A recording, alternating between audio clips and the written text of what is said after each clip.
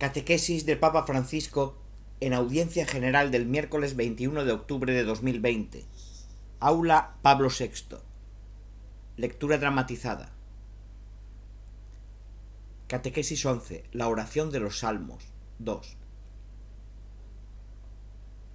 Queridos hermanos y hermanas, buenos días.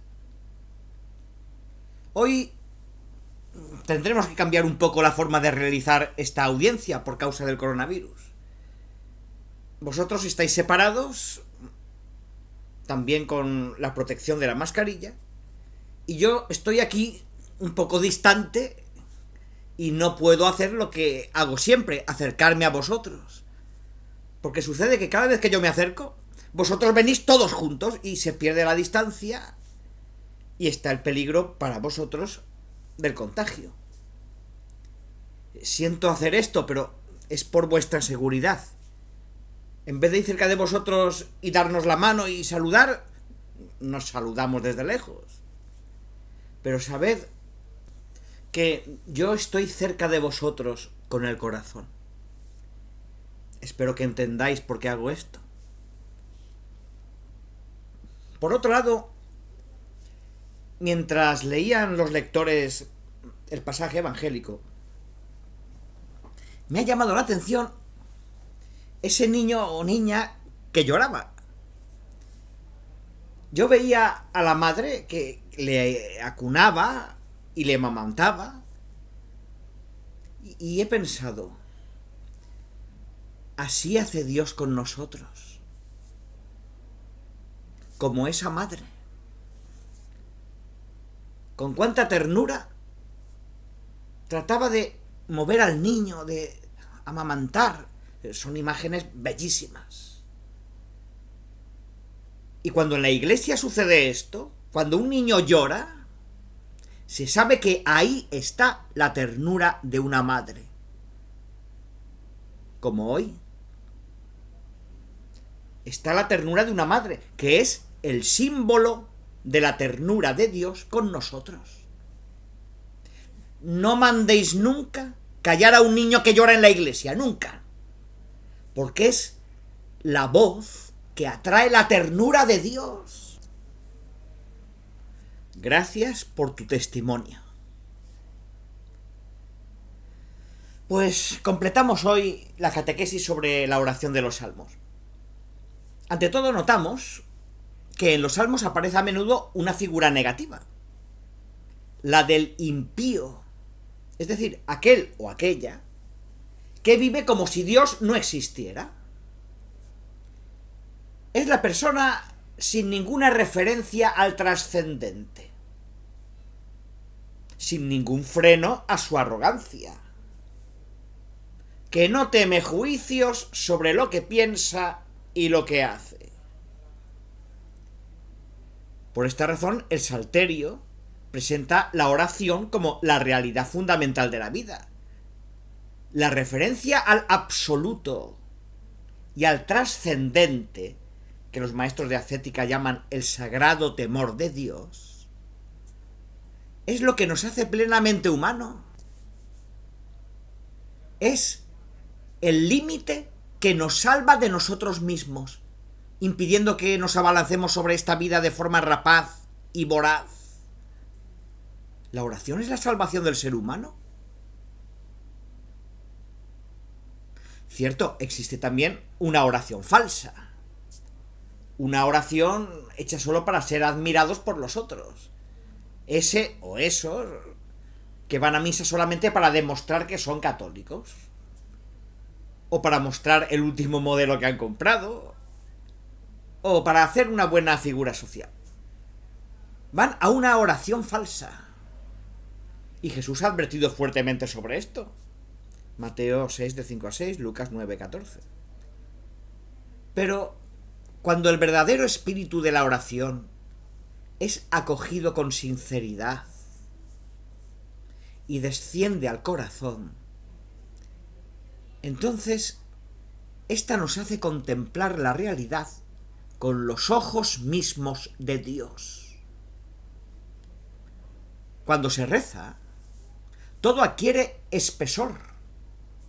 Esto es curioso en la oración. Quizá empezamos en una cosa sutil, pero en la oración esa cosa adquiere espesor, adquiere peso. Como si Dios la tomara en sus manos y la transformase.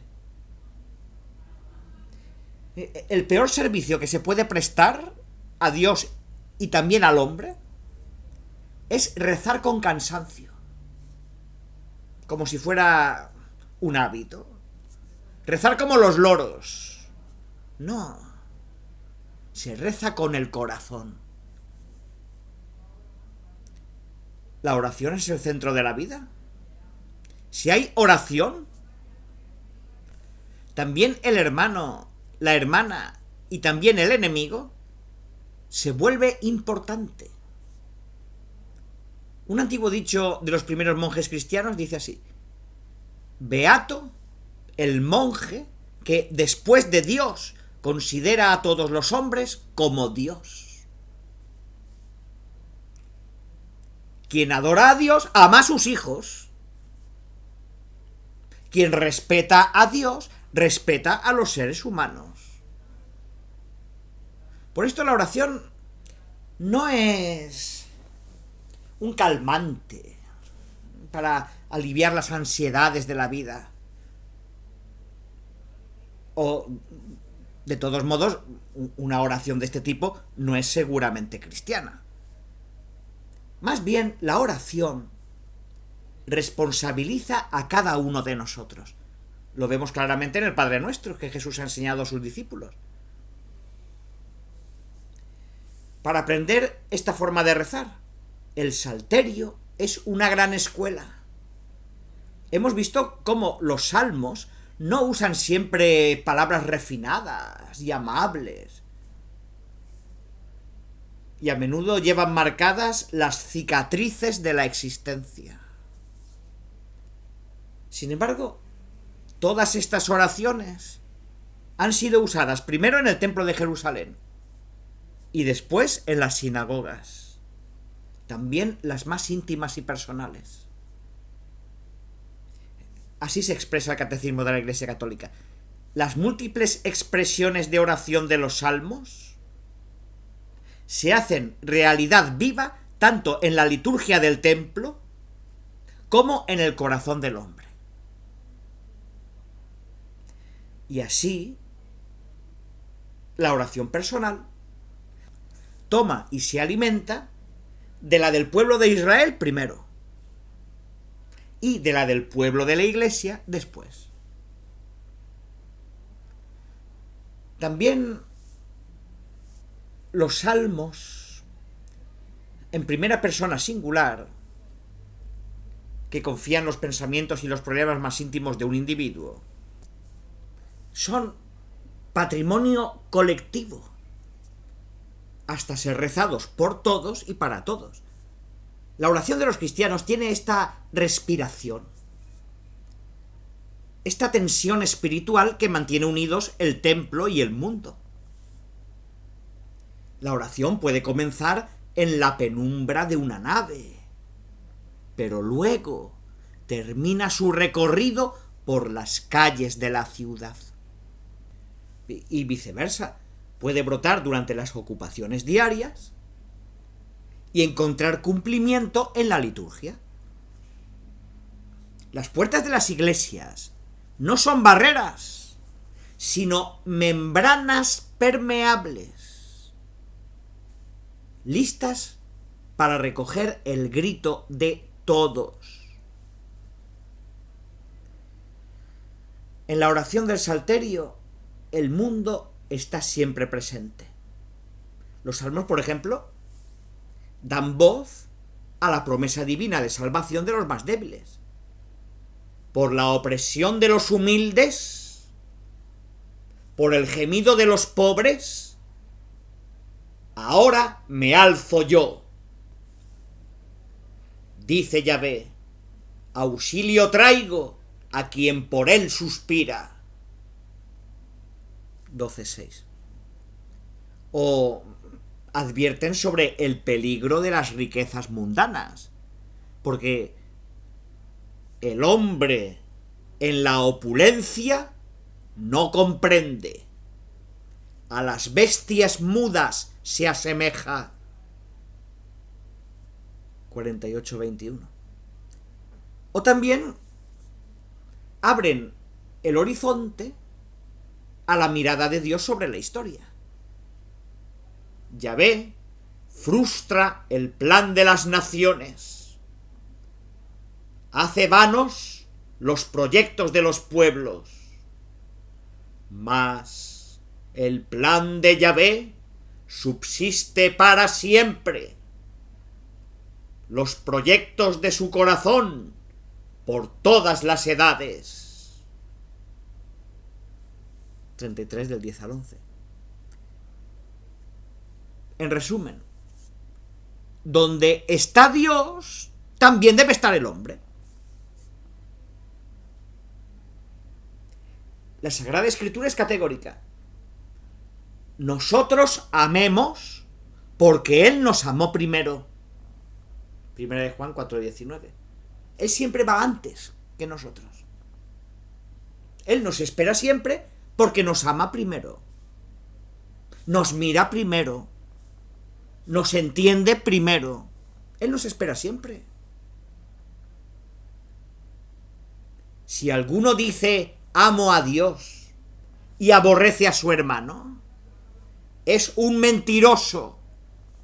Pues quien no ama a su hermano, a quien ve, no puede amar a Dios a quien no ve.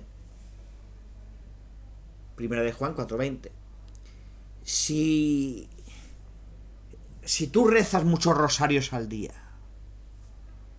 pero luego chismorreas sobre los otros, y después tienes rencor dentro, tienes odio contra los otros, esto es puro artificio, no es verdad. Y hemos recibido de Él este mandamiento: quien ama a Dios, ame también a su hermano. 1 Juan 4:21. La Escritura admite el caso de una persona que, incluso buscando sinceramente a Dios, nunca logra encontrarlo. Pero afirma también que las lágrimas de los pobres no se pueden negar nunca, so pena de no encontrar a Dios. Dios no sostiene el ateísmo, entre comillas, de quien niega la imagen divina que está impresa en todo ser humano. Ese ateísmo de todos los días. Yo creo en Dios, pero con los otros mantengo la distancia. Y me permito odiar a los otros. Esto es el ateísmo práctico. No reconocer la persona humana como imagen de Dios es un sacrilegio. Es una abominación. Es la peor ofensa que se puede llevar al templo y al altar.